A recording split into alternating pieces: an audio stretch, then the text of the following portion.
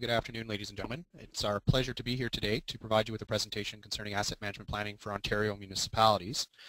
The presentation that I would like to take you through today is something that KPMG has presented at Treasurers conferences in Northern Ontario.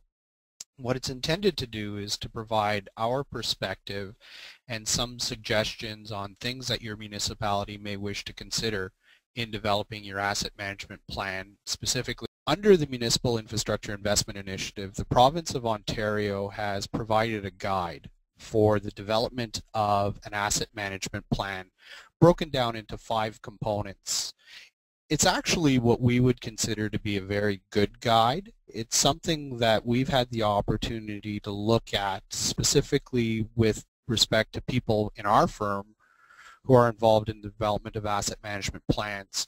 It's also something that we've had the opportunity to go through with engineering firms as well. And the message that we're seeing is it's very comprehensive.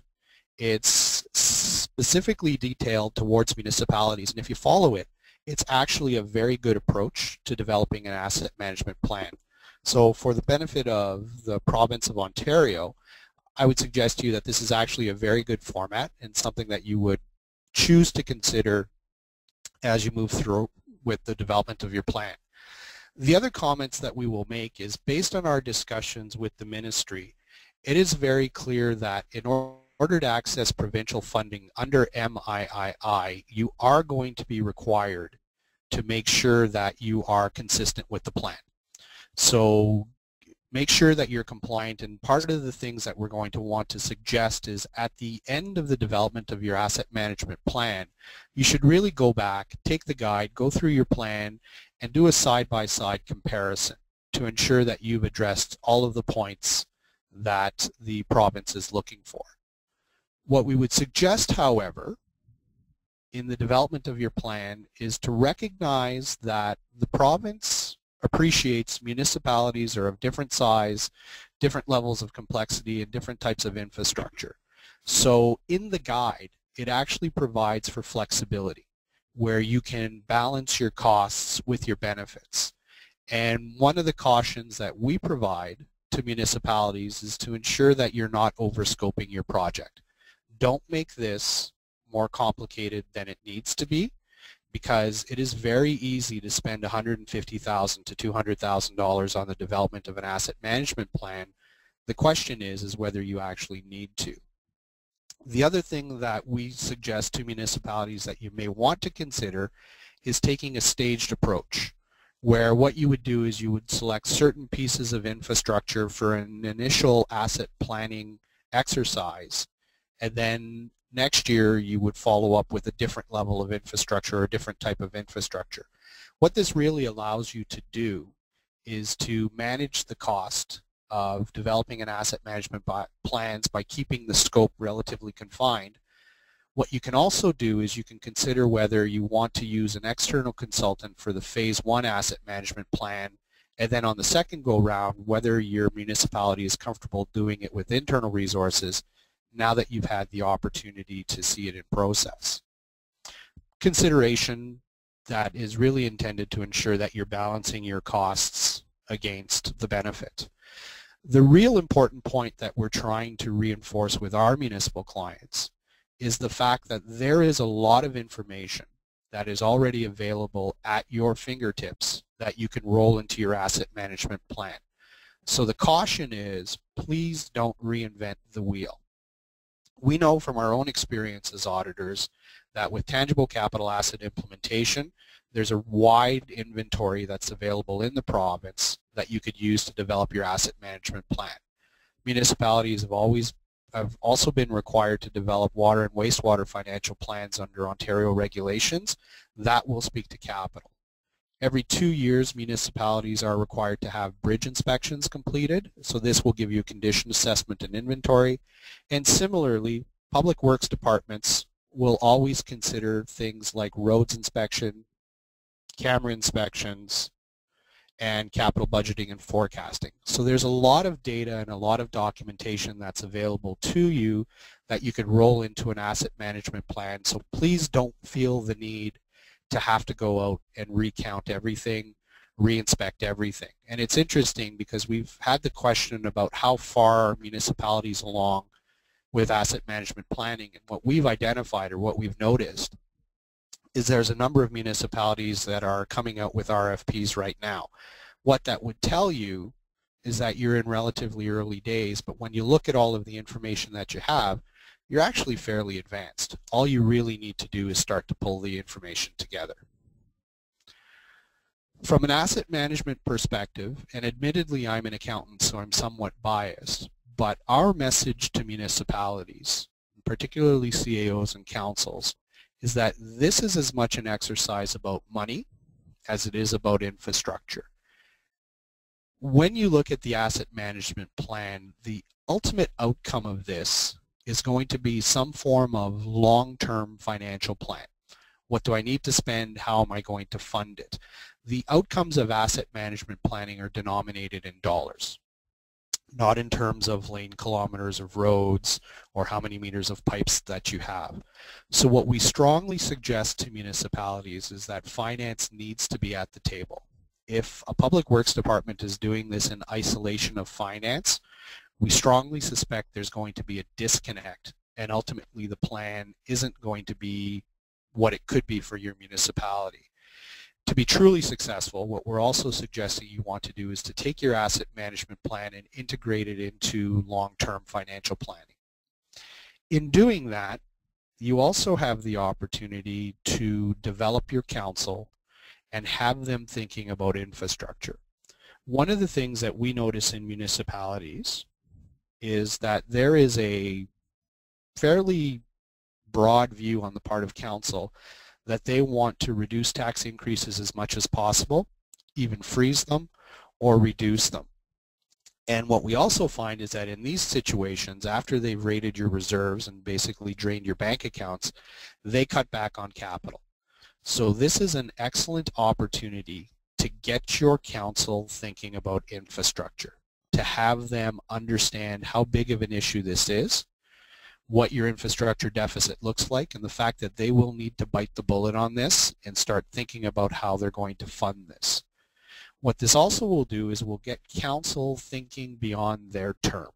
Generally speaking, our experience with municipal councils is they think one budget cycle at a time, 1 year at a time, or on the outside, they think about until the next election is coming. This gives the opportunity to start to talk to them in terms of long-term perspective. And it also will help to think about different ways or more creative ways of funding infrastructure. We know in some municipalities they use a pay-as-you-go process and they don't use debt. We know in other municipalities we've seen user fees or funding arrangements start to be introduced for infrastructure. So this is a lot different than the historical tax approach, and what this is intended to do is make sure that your mayor and council or your warden and council or your reeve and council have the opportunity to say, what do I have to do? How big is my issue? How long is it going to take me to fix it? And ultimately, how am I going to do this? This is why we find it's important to tie finance into it, because unless you go the full distance and bring it into dollars, you'll never have that discussion with your council, and ultimately the concern we have is that your infrastructure will continue to be neglected. And the last point I'd like to make from an overall considerations perspective is while asset management planning deals with infrastructure, the reality is this does provide you the opportunity to look at how you do your operations and how you spend your operating dollars. As we'll discuss a little later on, part of the process is to look at service levels.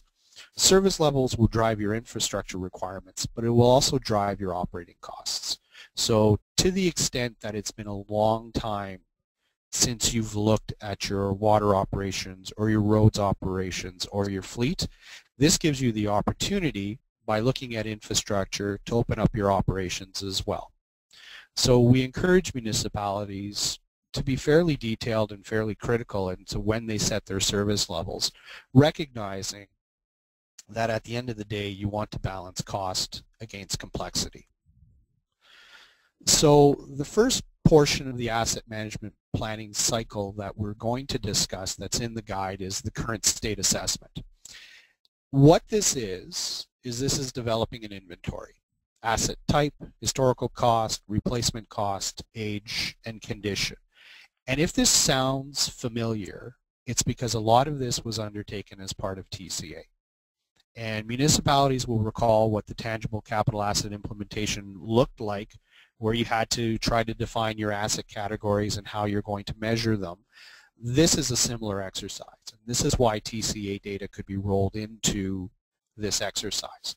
We caution municipalities to be careful with the level of detail that you select, and we always encourage you to consider what's the cost of developing detail versus the value or the benefit that comes from it. If you are a relatively small community that has similar types of roads, no real high traffic volume areas, that type of stuff, the question is it important to break down between arterial versus collector versus local roads? Similarly, if your water main system all looks the same in terms of pipe composition, do you really need to get into a lot of detail? This is important because it impacts the cost of actually developing the current state assessment, but it also drives the cost of later stages of the asset management plan, as well as your ongoing monitoring and maintenance of it. The more detail you have, the more work it entails. So look at your municipality, get some sense as to what your information needs are, get some sense as to the level of complexity that you require, and adjust your plan accordingly. The suggestion that we make to our clients is to start with your TCA data. And for the purposes of the webinar, what you'll see on this slide is an extract of TCA data for the Township of Chapleau, which is a client of ours in Northern Ontario. And what you'll find is that they very clearly, as part of TCA, inventoried their water mains. They've inventoried it based on the pipe diameter, what the length is, hydrants, valves, year installed, useful life, material, that type of stuff. All of these components are elements of that condition assessment. And we suggest you start with your TCA because if you start with your financial information return, you're likely at too high of a level. And what we've done is we've shown the FIR for Chapleau down below, and what you can see clearly is that according to the FIR, there's no water distribution infrastructure, and yet we can see pipes. So we always suggest go to your TCA, start with your TCA. If that doesn't give you the level of detail you need, then consider what else you need to do. But this is an excellent example of where everything is. The other reason we suggest you start with your TCA is that in our experience, most municipalities, when they were assigning values for TCA, were using discounted replacement cost. So you already have an indication of what the replacement cost is. You don't need to go out, generally speaking, and develop new costing estimates and that type of stuff. TCA data is definitely where we would suggest you start for the purposes of your condition assessment. When you look at your asset categories, once again, it's a question of what level of detail you want and what your information needs are. What we've done on slide 7 is we've given you some of the considerations that we would use in developing the asset categories. For roads, it's a question of what the surface treatment is. Do you have curbs? Are they seasonal? Are they year-round? For piping, diameters and materials. For buildings, it's a question as to whether you want to treat a building as an entire building or you want to break it down into its individual components. And then for other assets, we would consider that you look at the significance of them. Are they actually big enough for us to try to track? And when we define the scope for our asset management plan, do we consider playgrounds or is that a phase 2 exercise? So we've provided you with some categories here. These are for your information. If you find them helpful, feel free to use them. If you don't, you may want to give some consideration as to what this could look like for your municipality. When you look at the condition assessment, we've also provided some considerations for looking at how would I consider conditions and how would I break it down. For roads, generally speaking, it's about rideability. Do I have good roads? Do I have bumpy roads? You can also look at maintenance costs and capacity. For pipes, water pipes, it's about breaks, low pressure events. Wastewater pipes, it's about backup and infiltration. For storm sewer, it's flooding. When you look at condition assessment, once again, the message that we wanted to deliver is you are already doing a lot of these things. A lot of municipalities will look at their pavement and their sidewalks and do condition index, or what we call PCI. Municipalities are always going out and doing camera inspections on pipes. Oftentimes you'll be looking at building inspections and reporting on that. And as I think we mentioned, every 2 years you got to look at a bridge. In Ontario, you don't have a choice. The oldest condition assessment you're going to have on a structure is 2 years old. So recognize that there is a lot of stuff that you've already done. So when you're developing your asset management plan, do you really need to go out and start running camera inspections on your pipes? Do you really need to go out and have somebody inspect your pavement? The other suggestion that we make is take a look at where you spend your maintenance costs, because the reality is, as a municipality, you're prioritizing your maintenance dollars. You will spend the most money for the infrastructure that's in need.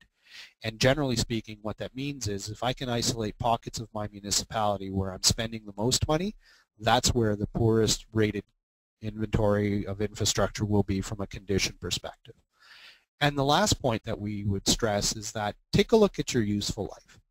I may have a pipe that's been in the ground for 70 years. Even though I don't have problems with it, I'm pretty sure its condition is poor on the basis that it's 75 years old, right? Pipes will only last so long. It's just a question of when it will break, not if it will break. So you can almost drive a condition assessment based on useful life. What we're suggesting, though, for municipalities is go beyond what the guide suggests. In the guide, what you're required to do is to say, how much is this condition, how much is that condition? In order to make this plan practical, what we're suggesting to our municipalities is to go one step further and talk about when you need to fix it. So if a poor condition, if an asset's rated as poor, does it mean I need to fix it now? Does it mean I need to fix it in 2 years, 5 years, 10 years, what have you? And what that will do is that will help you in later stages of the asset management plan to determine when you need to spend the money and what your infrastructure gap or infrastructure deficit is. And in doing this, what we also encourage municipalities to remember is oftentimes I need to spend money on infrastructure before I actually put a shovel in the ground. You need to account for engineering studies that you have to do in advance to the extent that you have to acquire new land, that type of stuff. So to be fully comprehensive and to make sure that your asset management plan is practical, look at things like engineering studies. Where we found this specifically was when municipalities were looking for infrastructure funding under Building Canada, it was a question as to what's shovel ready. Municipalities that had engineering plans in place or had done the engineering work could go on with very large projects that were involving significant amounts of capital reinvestment. What we found is that if you weren't shovel ready, oftentimes you were committing to shave and pave projects because those were the ones that you could undertake quickly and identify quickly. So, you know, be relatively fulsome when you develop this. Recognize you need to spend money before you put a shovel in the ground. As an example of what this could look like, what I'd like to do on the next couple of slides is share with you some work that we've done in my hometown of Greater Sudbury with respect to roads. They've developed a long-term financial plan for roads infrastructure, and the first part of it was to inventory the road network. So what you can see from here is they divided their roads into 3 categories: arterial, collector, or local, based on the characteristics that we've presented. They've also divided them or inventoried them based on surface treatment. So asphalt roads, surface treated roads, gravel, to come up with the total. One of the things that this helps people understand and helps council understand is how big your municipal infrastructure really is.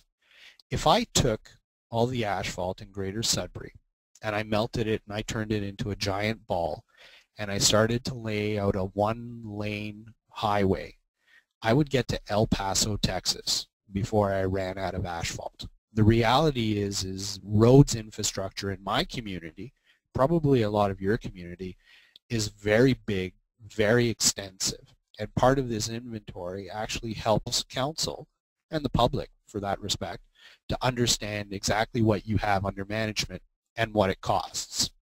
So we've developed the inventory in Sudbury. What we then do is we develop the assessment approach. So what the city has done is they've used what's known as a pavement conditioning index, which is a recognized approach to assessing it. I've seen the forms. It's a 2-page questionnaire. You basically drive around and evaluate your roads based on a number of conditions. So they've outlined how they were going to approach it. And then what they've done is they've categorized their roads based on not only those asset conditions, but whether they're excellent, good, fair, poor, or very poor.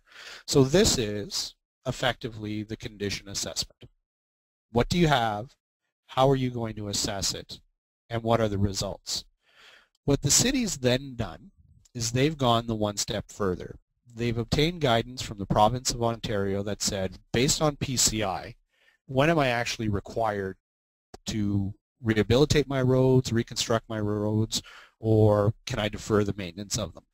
And what you find very quickly is approximately 50% of the road network in Sudbury needs work on it immediately. Probably another 40% of the road network needs to be helped within the next 5 years. So doing this really helps to demonstrate to the municipality and to council what the magnitude of the issue is facing you from an infrastructure deficit and an infrastructure gap perspective.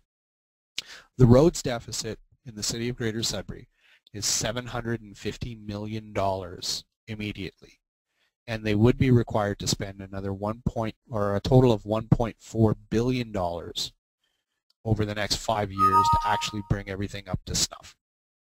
This helps council understand the magnitude and also recognize the need that you have to start reinvesting in infrastructure. That's why we think there's benefit in moving beyond just saying what's the condition to what does the condition mean from a timing perspective. The next stage of the asset management planning process is to determine your service levels. And really what this is this is designing a benchmark that says, for the infrastructure I have, what do I want it to do? Or, conversely, how often do I want it to break, depending on the nature of the infrastructure. And in the guide, it gives examples of how many water main breaks per kilometer of pipes as a service benchmark. And that's a good benchmark, but the issue that we want to stress to municipalities is that a water main break is not always a water main break. So for example, if I've got a water main break on a low population road that cuts off service to 5 customers or 5 houses for 36 hours, I lose 180 hours of customer service. If I've got a water main break from a pipe that services a 50-unit trailer park or a 50-unit subdivision, that water main break over 36 hours will lose 1,800 hours of customer service. Similarly, if I've got a water main break that cuts off service to 100 customers for 36 hours, that's a 3,600-hour loss of service. So when you set your service levels, what we are encouraging municipalities to do is recognize the fact that you will have critical infrastructure and less critical infrastructure, and assign your service level targets accordingly. Because if all you do is look at water main breaks per 100 meters, then a water main break is a water main break is a water main break. If it's the pipe that connects your municipality to the water treatment plant and there is no looping, I'm going to suggest to you that you do not want that to break. I would also suggest that if you had to choose between cutting the only pipe to the water main to the water treatment plant versus cutting off a pipe to 4 houses or 5 houses, very clearly you know which one's more important. So similar infrastructure doesn't always need to have the same service level. Really think about the criticality and say, how important is this infrastructure and does it drive a different service level target? What we also encourage, in order to balance your work efforts and make sure you're not putting too much into this, is to make sure that you differentiate between infrastructure and operating service levels. And in order to demonstrate that, in the province of Ontario, there's a regulation that talks about minimum standards for roads. It sets the bare minimum. Depending on what the speed limit is and how many cars drive over it, there will be different levels of service that you need to maintain in terms of how big the potholes can get before you have to patch them, how quickly you have to patch them, how many cracks you're allowed, that type of stuff. The challenge that you have is that guide not only sets standards for asset management activities, in other words, patching potholes or crack sealing, it also talks about snow plowing and snow removal. And so if you're going to look at the minimum standard under the regulation, be very careful, unless you really want to go down this road, to differentiate between the operating requirements versus the infrastructure requirements, because you can spend a lot of time and effort getting bogged down in operational aspects that will have no impact on your asset management plan at all. Now, if you choose to take this opportunity to open up your municipal operations to scrutiny and say, why do we do what we do, that's fantastic, but that does go beyond the asset management plan. If you're looking to control your scope, control your work efforts, your investment, and your costs, make sure that you differentiate. You don't talk about things that, while relevant to your municipality, are not to be included in the asset management plan. So some service level examples that we've provided for your consideration, fairly straightforward. These are designed to be simple, recognizing the more detail you have here, the more work it will take to monitor them. Look at roads, percentage that are rated good or excellent, sidewalks good or excellent based on PCI or some other measure. The guide talks about water main breaks per 100 meters of water main. One of the things that we've talked about earlier was maybe you want to look at hours of unavailable service, how many customers are actually impacted, what the repair time is, that type of stuff. There's a variety of service level targets that you can achieve. And once again, what municipalities need to do is stand back and say, what do I want my infrastructure to do and how am I going to measure that? Scale it to your organization. Make sure you don't make it so complicated that you can't track your actual performance, or that you're spending all your time tracking actual performance and not actually maintaining your infrastructure. There is some balance here. There is some flexibility here. The province recognizes that, so please take advantage of it depending on your size, your resources, and what you actually need to manage your municipality. So at this point, what we've done is we've figured out what we have from an infrastructure perspective. We've figured out from a condition assessment where it is, and then we figured out what we want it to do, and that's determining the service levels. What we then need to do is pull together a strategy that says, how are we going to manage this? And this looks at saying, over its life cycle, what do I do from a procurement perspective, from a construction perspective, from a management or maintenance perspective, and from a disposition perspective that involves all of the activities that I do to take care of a road, to take care of a pipe, so on and so forth. This is where you can spend a lot of time developing options and analysis and working with engineers and your staff. And this really is where there's a risk that your asset management planning activities will increase in scope and increase in cost. So a couple of things to consider. First of all, the reality is that asset management is not new and profiles have already been developed. And because of that, please don't think you have to go out and reinvent the wheel. When we looked at asset management planning for municipalities, we sat across a table from engineers and we said, okay, you know, how do I look at differences in when I want to fix roads and how I want to maintain roads? And they looked at me like I had two heads and basically said, well, you can do all the options you want, but it already exists. 5 to 7 years, you do crack sealing. 5 to 7 years after that, you do crack sealing. 5 years after that, you do a shave and pave. Then you do crack sealing again after 5 years, another shave and pave, and then you reconstruct. The profiles have already been developed. The profiles have already existed. So because of that, don't spend a lot of time looking at saying, what's a new way to manage my infrastructure? What's a new way to fix my roads? The guidance is already there. It's already been optimized. So through your advisors or through your staff, use that. Where you are going to be looking at options, however, is in two areas that we would suggest. The first is to say, what do I do with what I will call co-located inventory? 99 times out of 100, in order to get to a pipe, I got to go through a piece of pavement. I have to get to a road, go through a road to get to a pipe. So the question is, what do I do if the life cycles don't line up? So if I have to fix a road, do I go deeper and go get the pipe?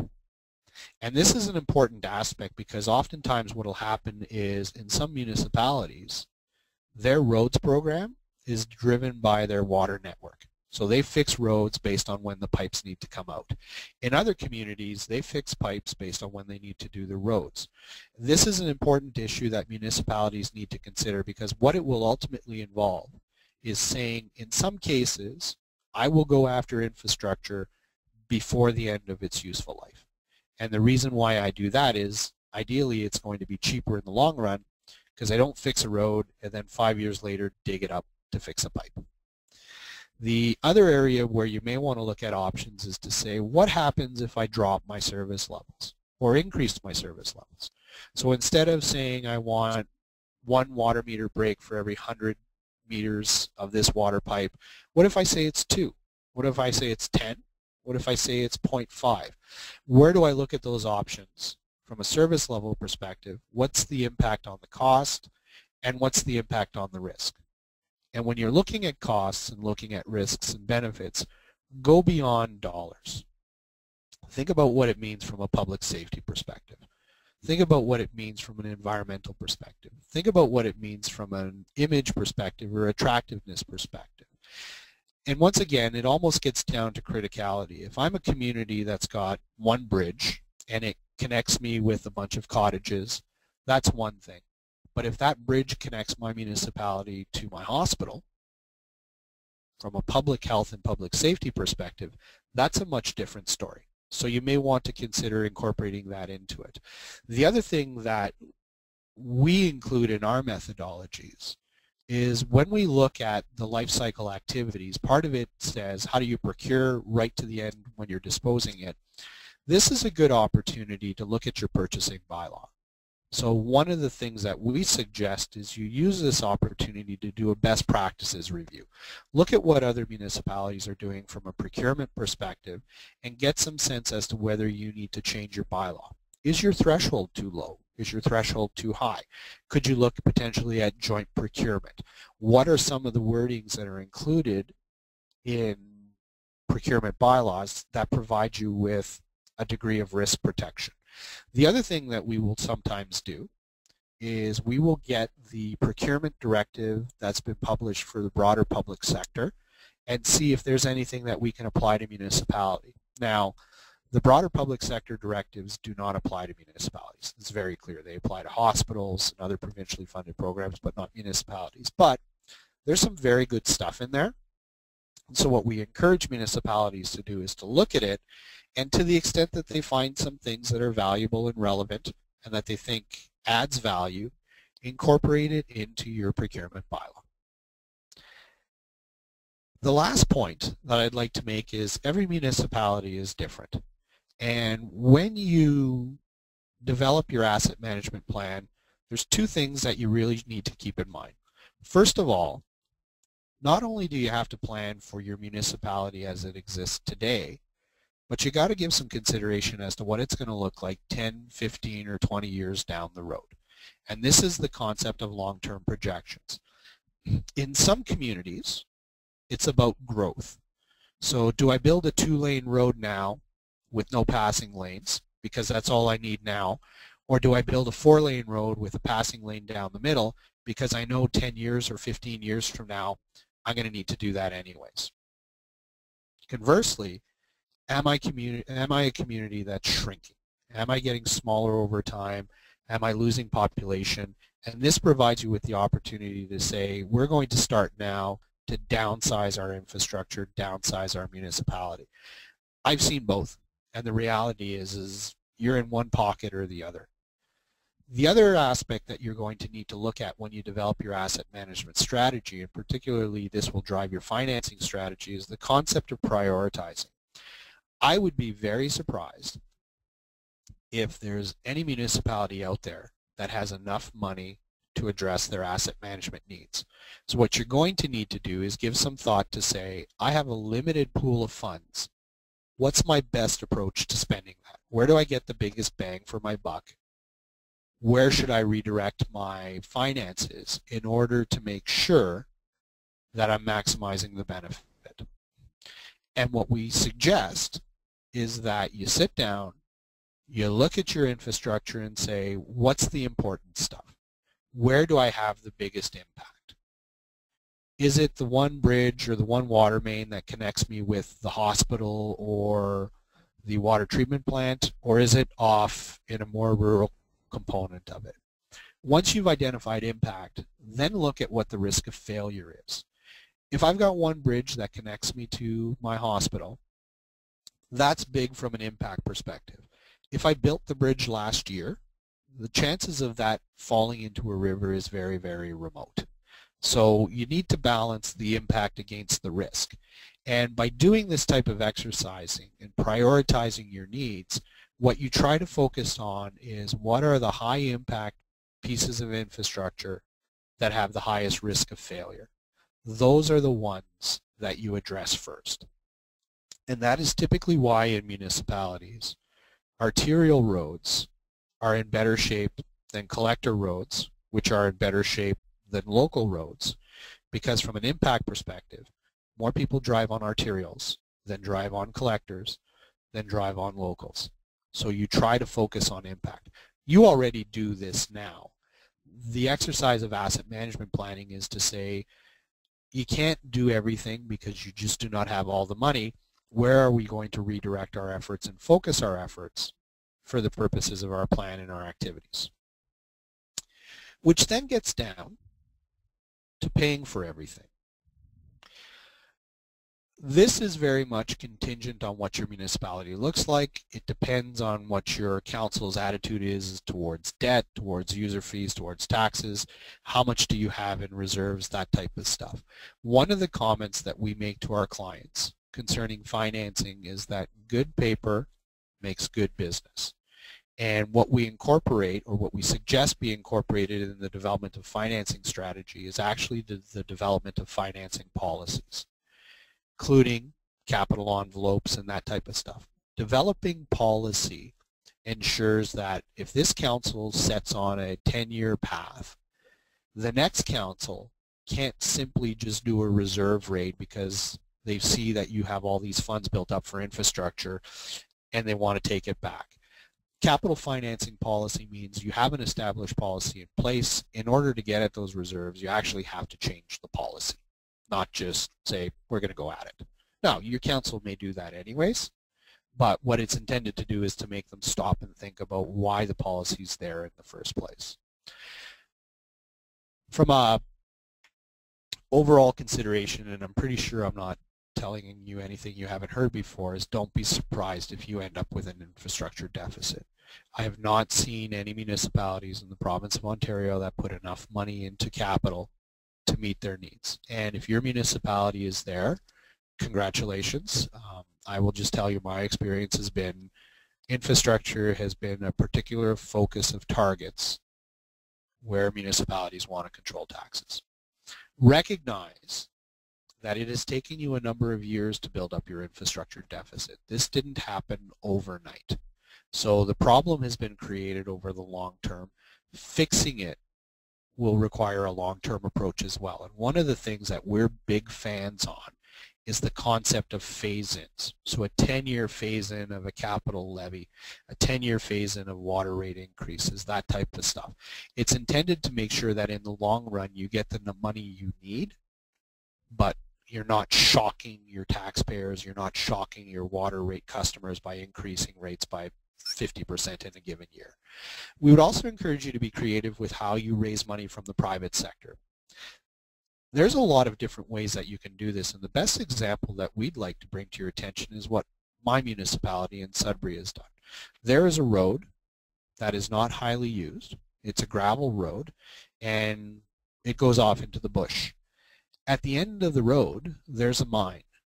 And what the municipality has basically said to the mining company is this: your taxes provide for a base level of service, which includes road maintenance, but it is not intended to fund the cost of maintaining a road that gets pounded 24/7 by large trucks hauling 240,000 pounds of ore along its route.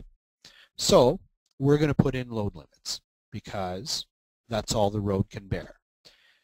And Mr. Mining Company, if you want to exceed those load limits, we need to upgrade the road. You kick in money for it, and we'll work together and give you the infrastructure that you need, recognizing you have to pay for it. And there's actually agreements that are available. If anybody wants them, I can circulate them, that talk about what that structure is. And they've been very successful in at least two conditions, or two instances, of raising money from the private sector to pay for roads capital, above and beyond roads, above and beyond taxes. In one case, my understanding is it's about $13 million. So this is not small money we're talking about here. Be creative with how you approach it. Recognize that there's a base level of service that your taxes cover. Anything above that is fair game from our perspective. When you're looking at financing, the one comment that we make is don't be afraid to take on debt. If I had to pay cash for my house, I'd still be living with my mom. So I always find it interesting how some municipalities don't want to take on debt. They want to take on a user pay process. The comment that I'll make is that may not necessarily be the most efficient way to fund your infrastructure, particularly long-term infrastructure. The other comment that I'll make is it's actually, from my perspective anyways, a bit unfair. Because if I build a water treatment plant that lasts for 70 years and I pay for it all on day one, what that means is everybody who uses that water treatment plant technically gets it for free. So I pay for a water treatment plant that my son and my grandchildren will use. If you use debt, you spread the cost of capital over the life of the debenture at least, and you provide for a measure of what we call intergenerational financing or intergenerational funding. Those who use pay. So debt is something that we look at as part of our financing strategy, particularly in municipalities that don't have debt. At the end of the day, though, I think what's important to recognize is this is a plan. It needs to be updated, it needs to be adjusted, it needs to reflect your circumstances that emerge that you may not have seen. So recognize that just because you're setting out on a course of action doesn't necessarily mean over the next 20 years you're tied to it. It's a plan. The real benefit of asset management planning that we can see is it gets municipal councils thinking about their infrastructure and how they're going to pay for it. And in some municipalities, they're already doing that, but in other municipalities, it's a bit like an ostrich sticking the head in the sand. This gets the issue on the table, it shines sunshine on it, and at least they start to move in a direction where they're going to deal with infrastructure issues. It'll change over time, but it really provides the impetus to move forward. So for the benefit of the people on the call and for what it's worth, the next two slides are a general approach to say, how could you do this? How could you pull it all together? It takes the guide and it takes admittedly what is our approach to doing this and breaks it down into a series of actions to say, if I'm going to do an asset management plan and I was a municipal treasurer, these are the things I would look at. We provide this to you for your information. If it's valuable, that's fantastic. We would encourage you to consider it as part of your own municipal needs and how you want this approach to be, and tailor it as you see fit. All municipalities share common issues, but all municipalities are different. So it's not a one-size-fits-all approach. The only reason we really put this in is we had discussions with MFOA and the Ministry of Municipal Affairs and Housing, and the comment was people were looking for guidance as to what the steps are and what the approach would be.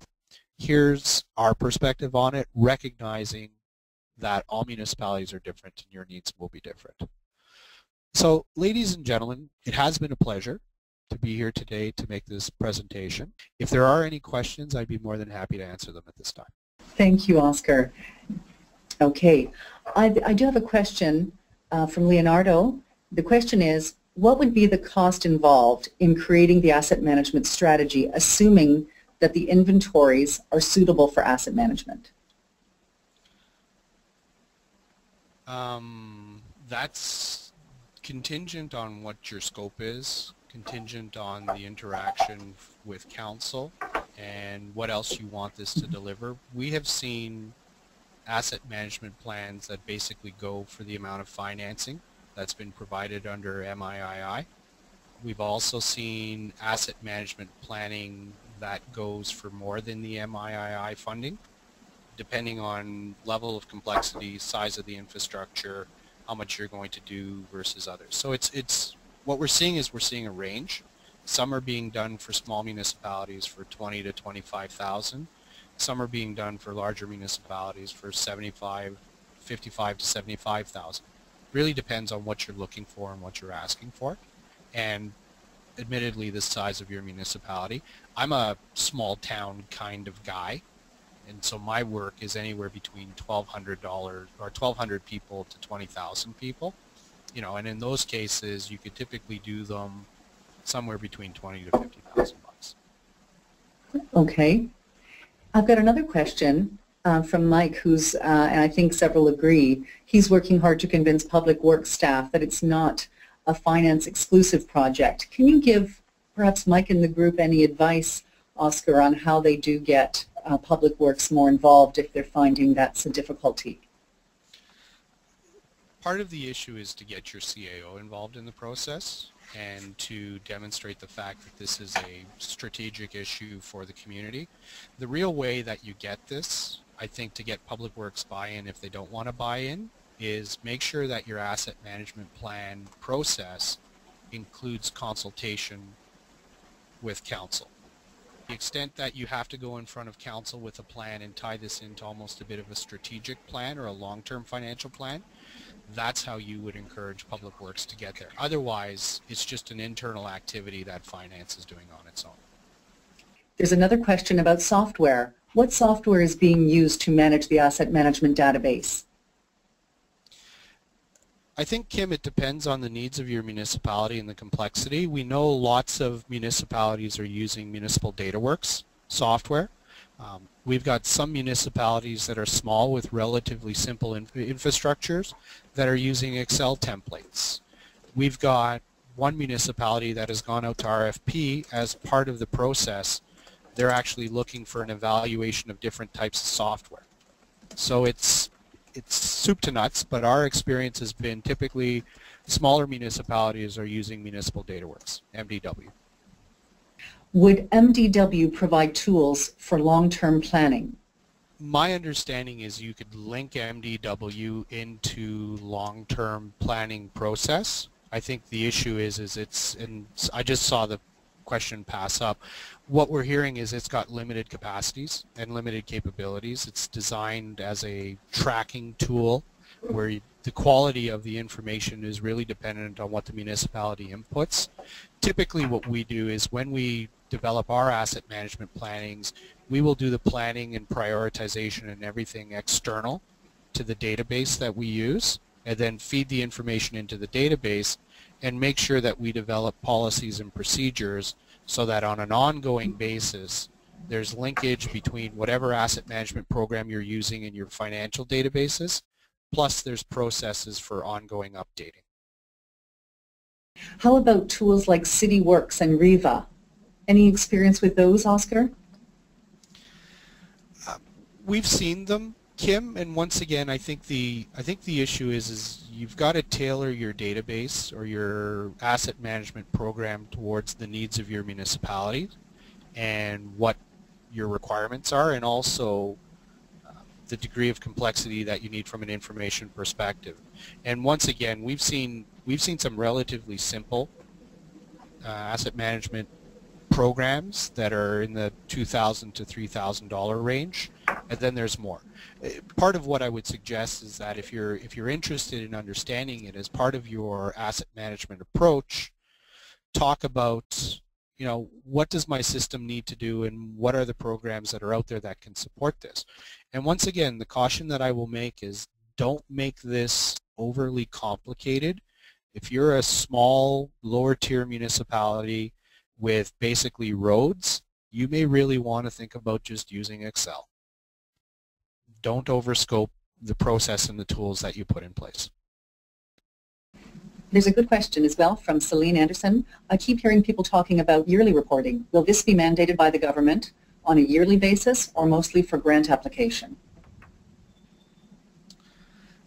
I think that's a question that's better asked by the province, or to the province, Kim. We haven't seen anything that would mandate annual reporting. My only suggestion would be it would be a shame to develop the plan and then let it sit on a shelf and go quiet. Whether the province is going to require it or not, you know, I'd have to see. Okay. And Mike asks, would you recommend amending existing TCA policies to include an asset management policy? Has anyone done this yet?